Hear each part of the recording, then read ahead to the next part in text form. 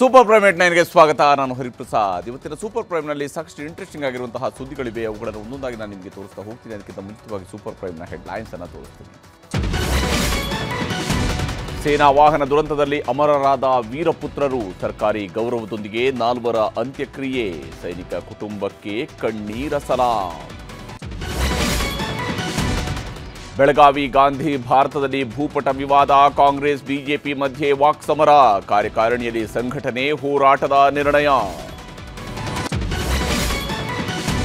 ನನ್ನ ಕೊಲೆಗೆ DK brothers sketch ಅಂತ ಮುನಿರತ್ನ ದೂರು, ಮೋದಿ ಎನ್ಐಎಗೂ ಕಂಪ್ಲೇಂಟ್, ಮುನಿರತ್ನ ಅಂದ್ರೇನೆ ಡ್ರಾಮಾ ಎಂದ ಕುಸುಮ.